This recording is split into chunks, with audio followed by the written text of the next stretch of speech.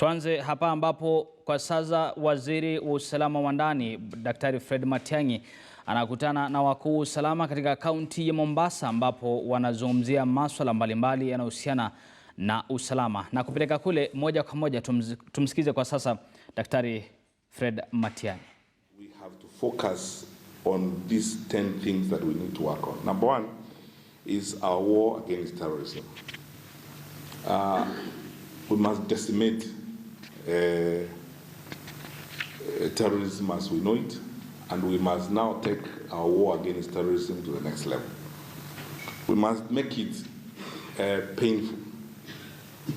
We've made significant progress because of the challenges we have in our neighborhood. You know, recently the incidents we have been having, especially in Wajir, Mandera, Lamu, along the border. We're going to invest more resources, and my colleague, the PS, can confirm to you that His Excellency the President has authorized additional resources targeted at strengthening our capacity and capability to deal with this. But the aim, the target is that we have to deal this a decisive and final blow. The challenge we face, which I have to speak to very candidly, and my brother, the new Regional Commissioner for Northeastern, this is the issue for you to deal with.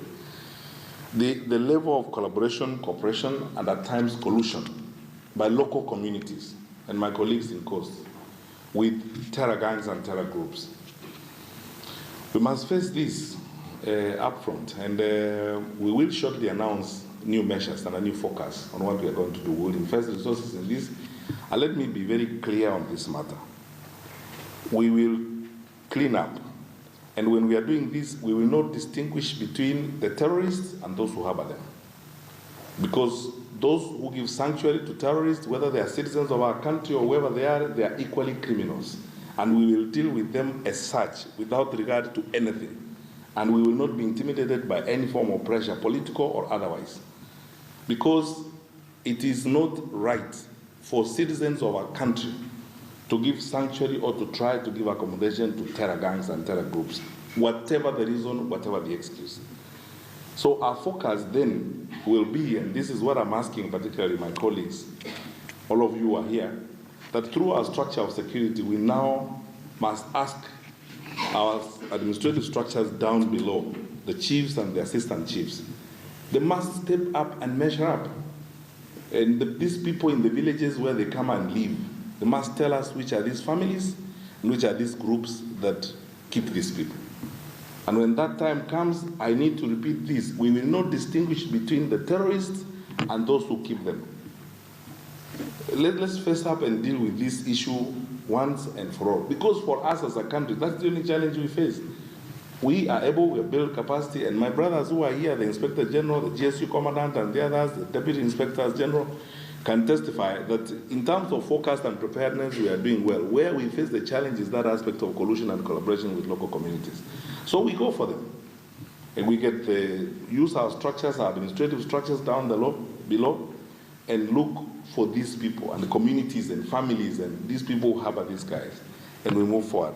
Secondly, in this 10-point plan, we will move forward our police reforms. We have reached a critical level.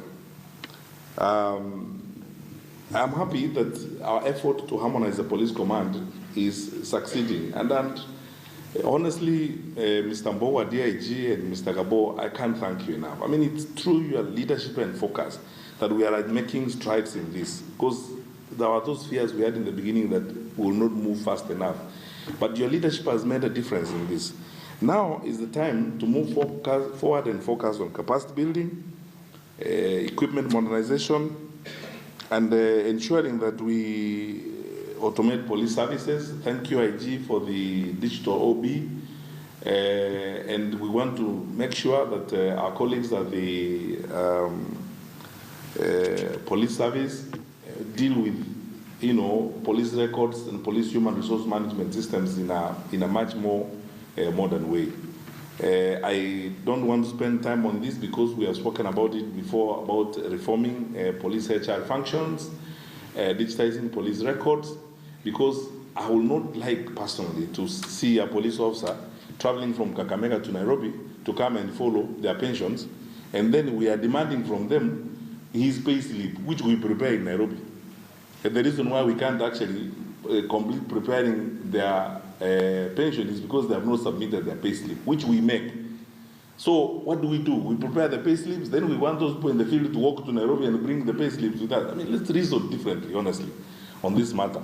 And we have to change, and then this has to reform. We've had conversations with the chairman, and I'm very grateful that the National Police Service Commission is completely clued in on this. Let's work together and let us deliver it this year, so that by 1st of July, we are talking about a transformed way of managing HR functions of the police. We don't want our officers to be demoralized by small things. We don't want our officers to be frustrated by administrative things. We want them to spend all their time looking after our Wananchi, not worrying about, whether or not, my pension is organized, and so on and so forth. And we had a long conversation, IG and Chair, about looking after the families, particularly the widows and the widowers of our police officers when, unfortunately, we lose them in the line of duty. We have put an infrastructure in place which is very heavily now supported by well-wishers. Let's go forward. And finally, honestly, Chairs, we agreed by 30th of March this year, I would like us to sort out this business of insurance and the cover for the police. I mean, we can't afford to live otherwise. We have to sort out, and as I insisted, where we have service providers who do not deliver, I have no problem. And then we will talk to the Attorney General, let's cancel them and move on, because there are other Kenyans who can provide those services as it were. Thirdly, is what I may call the sore thumb in our sector, citizen services. Look, I could talk about this until the cows come home. I will be on it for 2 minutes.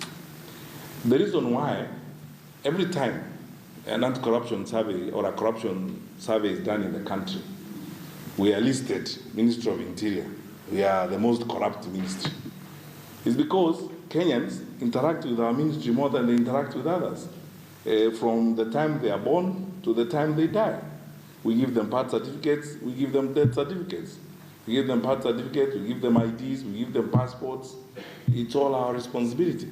So why is it that we cannot improve our services so that we avoid the frustrations that Kenyans face in our offices and suffer the way they do, so that they complain about us and say, we are asking for bribes and we are asking for 1,000 shillings and 2,000 shillings support processing a travel document. So this is the way I think we are going to go. This must come to an end. And the directors are here. All of you understand this. I will never understand for the life of me, and Kenyans will not. When we have collected data through Huduma Number, we have IPRS, most of our services are now digitized. Why on earth should it take a Kenyan 7 days to get a birth certificate? Other than just corruption. Because people want to come tomorrow, come the other day, so that you can buy lunch and you can be frustrated. The day we went to the headquarters the other day with PS Kibicho, it was, and for you colleagues, let me tell you this, it's painful. I met a woman who had a sick child in hospital. She needed an NHIF card, and to get an NHIF card, she needs a birth certificate. And picture this, the child is admitted in hospital. She doesn't have a birth certificate, so she can't get the NHIF card. She has come to that place, what is it called, Bishop Garden. And the officers there are telling her, come tomorrow, come next week, to get her birth certificate. In the meantime, the officer has colluded with watchmen who sit somewhere outside the building, that they will take 2,500 for him, so that then he can process this birth certificate. We go to the headquarters of that office and discover they are telling us, oh, we cannot print the birth certificates, there's a backlog. We ask why. And we check with our colleagues from the Ministry of ICT. The machine is working, the birth certificates are there. The reason why they cannot print them is because of what you and I know. We will not subject citizens of this country to that behavior. So we arrested 13 of them, and Janet, I hope they will never come back to the public service, and we will continue that tradition as we go forward. There is no way. So here is our target this year. By 1st of July this year, issuance of our documents and everything should be a same-day service, unless you are applying from outside Nairobi, like when you apply for passports from outside Nairobi, or when you apply for IDs from outside Nairobi. those services that we are supposed to give, like birth certificates which you can give here in Mombasa. Why can't someone walk to the office here in Mombasa in the morning and get their birth certificate and go home? Why? Why can't they do that? And the problem is, in some cases, good people, we have to supervise this one.